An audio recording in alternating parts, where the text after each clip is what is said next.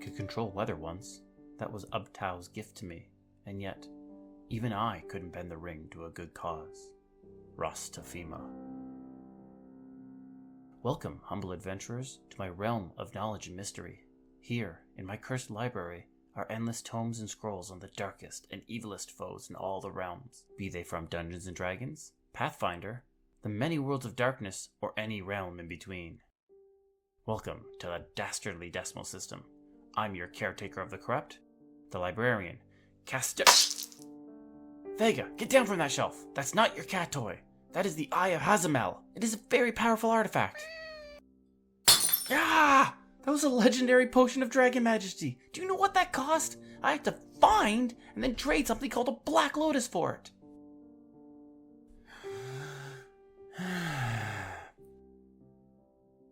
Okay, Vega, if I tell you a story, will you come down from there?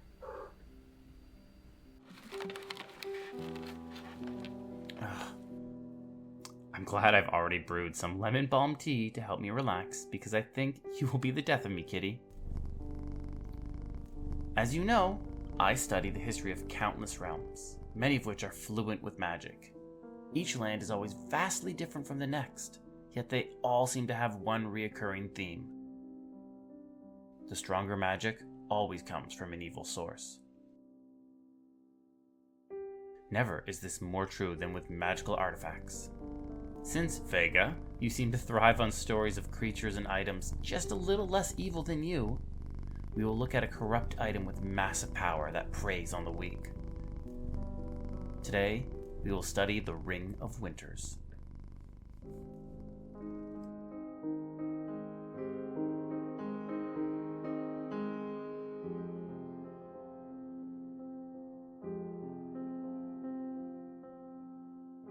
Known by the frost giants as the ice that never melts, the Ring of Winter is a powerful artifact. It is actively sought by not only the icebound giants, but also by the sinister red wizards of Thay, the greedy Zentarum, and even the goodly Harpers. The ring is a gold band covered with a layer of frost that never melts, hence the name. It is cold to the touch and numbs the hand when first put on. Oddly, when not attuned to a wielder, magical ice consumes the ring and everything within 30 feet of it. The ring is undeniably powerful. It grants the wielder immunity to cold damage, prevents them from being magically located and scryed upon, and even gives them the ability to form objects of their choosing made completely from ice. It unlocks within the wearer an array of ice spells, like Cone of Cold, Wall of Ice, and Ice Storm. The ring's greatest property, however, is its ability to freeze the effects of time. The wielder no longer ages. Their bodies age, forever frozen in that moment as they now live their eternal lives. The ring is a sentient artifact that communicates through emotions to further its mysterious and unknown evil goals. It is constantly trying to take control of its wielder. It assaults your mind and escalates those dark thoughts and moments that exist within all of us.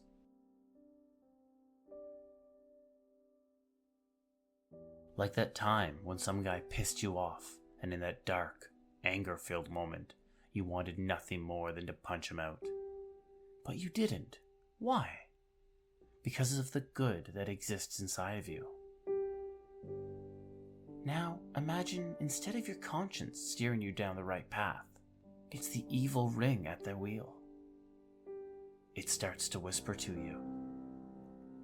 It tells you how good it would feel to hit them, how righteous it would feel to watch them fall to the ground, bested by you.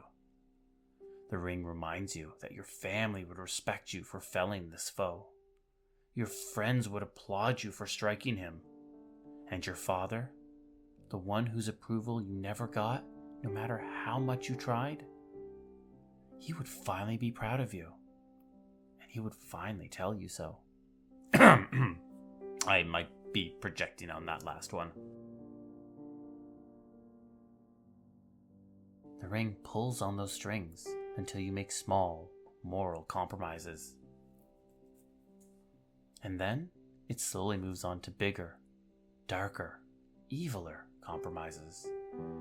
Like an axe on a thick tree, the ring chips away at your morality, bit by bit, splinter by splinter, until there is nothing left for your good to stand on, and it all comes crashing down.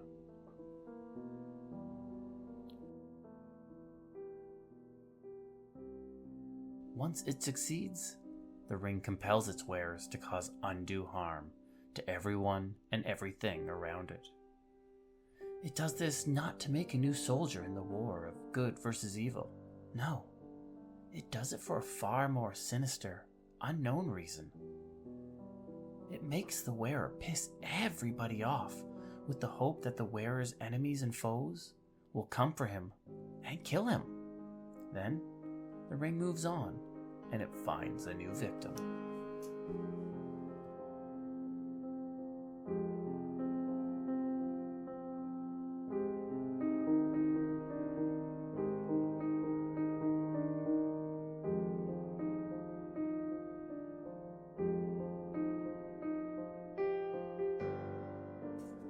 The Ring of Winters is an old artifact, so old that its origins are a mystery. Some say the ring was made by Azuth, the Lord of Spells, before he rose to the level of a god. Others speak how it was kissed by Oriel, the Frost Maiden, in a time where the largest cities were still in their infancy. What facts I do know were only gleaned through ancient writings. The earliest records of the ring appear while in possession of Lord Dalmas Rayburton. He used the rings for several years before suddenly embarking to the islands of Chult. For those who are unaware, the jungle isles of Chult are a savage place, filled with vicious beasts, hulking dinosaurs, and legendary riches. Greedy nobles from all across Faerun travel to Chult in search of gold and treasure. During negotiations with a Cormian noble, also located in Chult, Lord Rayburton tried to scare the man by using the ring's magic to form a wall of ice. In the middle of the spell, the ring took control and buried the entire estate and surrounding village in a glacial tome. Hundreds were instantly entombed in ice and brutally killed. Rayburton eventually gave up the ring, a rarity. He traveled to the holy Tabaxi city of Mesro and entrusted it to the 7 priest kings.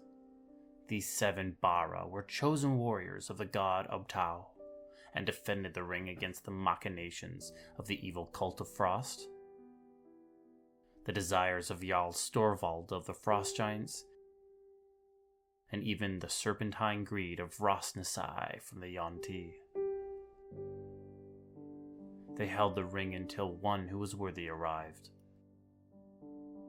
That man was a human adventurer, son of a highwayman, and former member of the secret organization known as the Harpers.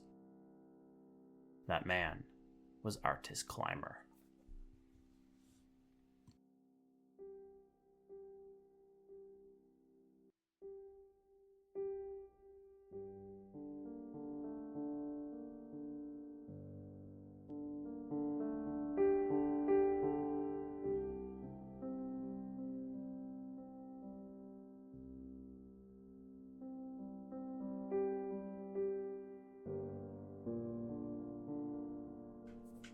Artis Climber viewed the Ring of Winters as his eternal destiny and would protect it with his very life.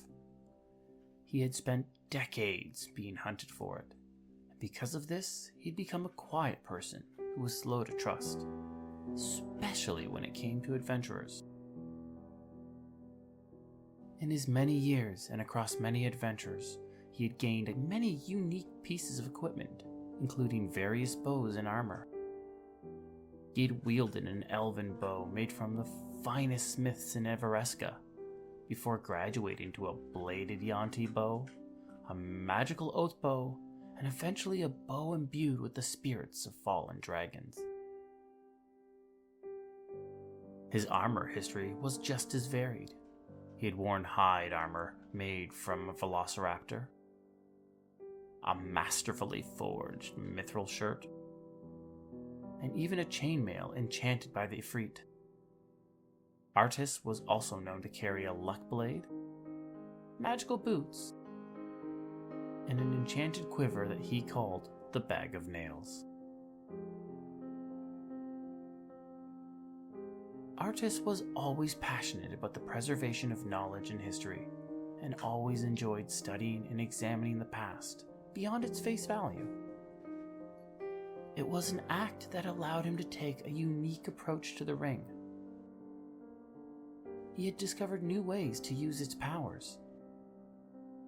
With the ring, he would summon rapiers of ice, and even modify existing spells like Bigby's Hand or Fleshed Stone, but each with an icy variation.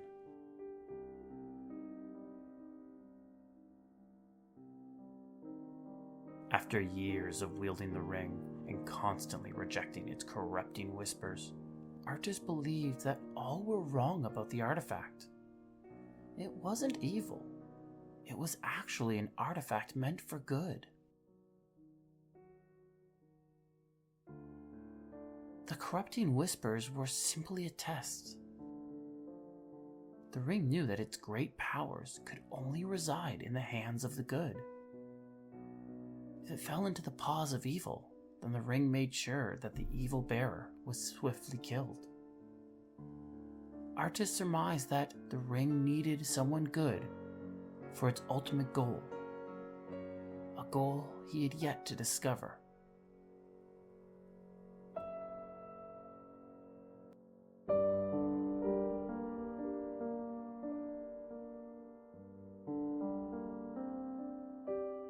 As a librarian, I find that the moment I know everything about a monster or a curse, it becomes just a little less frightening. The ring, however, is still so heavily shrouded in mysteries. It has powers beyond anything that has been seen, and that terrifies me. Some writings say that if the wing could be wielded by an evil being so strong of will as to not fall under its control, they can unlock the horrifying new abilities.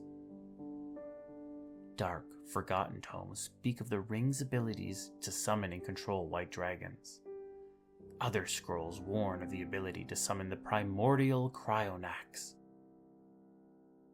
But the ring's ultimate power, whispered about only in the dark corners of Enigma where even rumors dare not tread, is the ability to summon such vast levels of ice and cold as to freeze the entire world.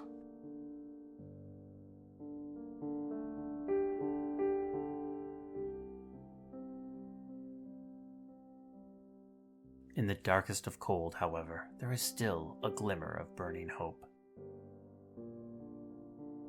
A way for this evil artifact of great power to be destroyed.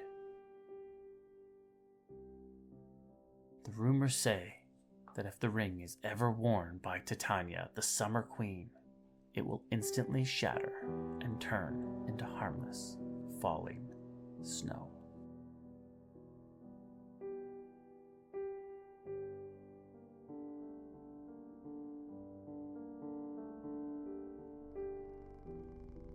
It appears that you have finally calmed down, Vega. Next time you want attention, you don't have to destroy my stuff. You just have to join me for more stories and lore about the darkest villains from the darkest realms. This has been the Dastardly Decimal System, and once again, I'm your librarian, Castor Cain.